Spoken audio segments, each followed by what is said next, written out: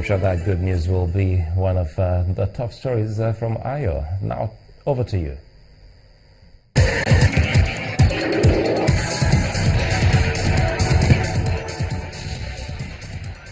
Many thanks, Sulaiman. Well, Nigeria has qualified for the 2016 FIFA Under-17 Women's World Cup in Jordan. The Flamingos this afternoon at the Makwilong Stadium in Johannesburg defeated host South Africa by 1-0 in the second leg of the final qualifying round.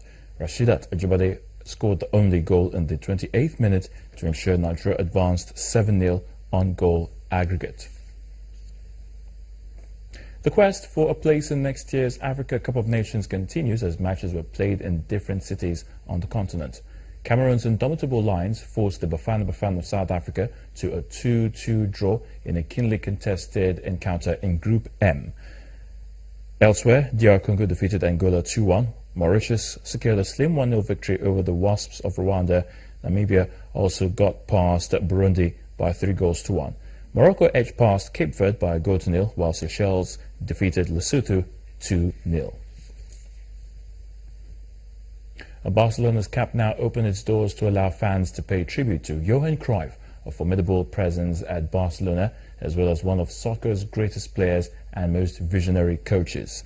The death of the former Barcelona player and coach, whose creative genius on the pitch and an inventive brilliance as a manager changed the modern game, prompted an outpouring of tributes to a figure hailed as doing more than anyone to make the beautiful game beautiful.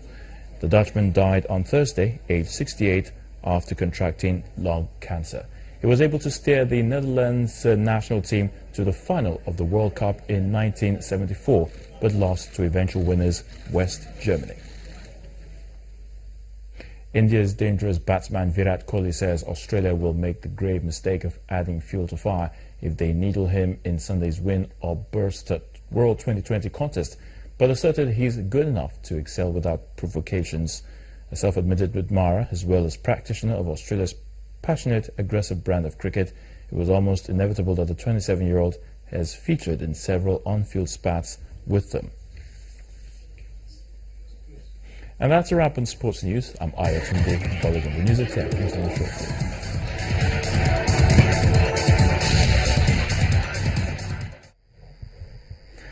10. Belgium has lowered its alert level notch to 3 after Tuesday's terror attack on the city's international airport and a metro station. This comes as residents gather to honor the memory of those who died in the blast. In the meantime, Belgian police believe the third suspect, who was seen with the 2 Brussels bombers in the CCTV footage, had travelled to the UK last year.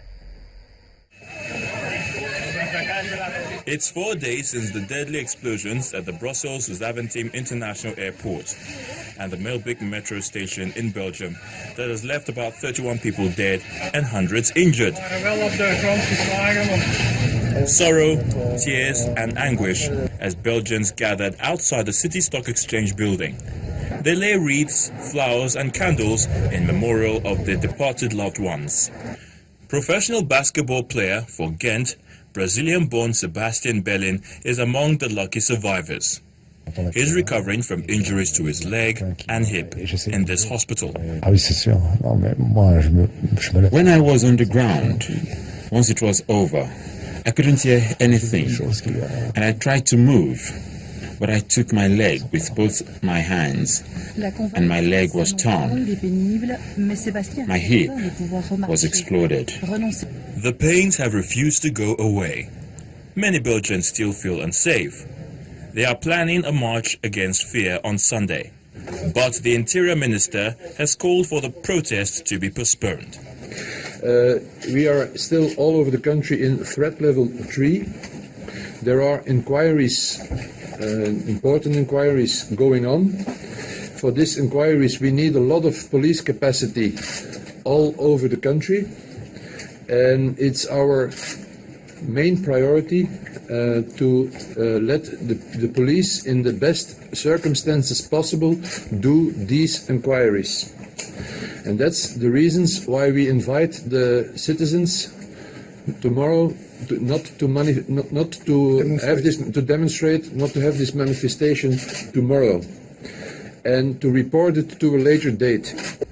As police investigation continues, there's just one word on the minds of everyone: that Belgium would be safe again.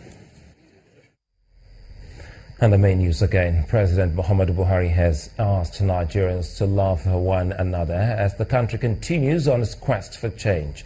The president's message was contained in his Easter message to the country, where he thanked Nigerians for being patient with his government in its first 10 months in office.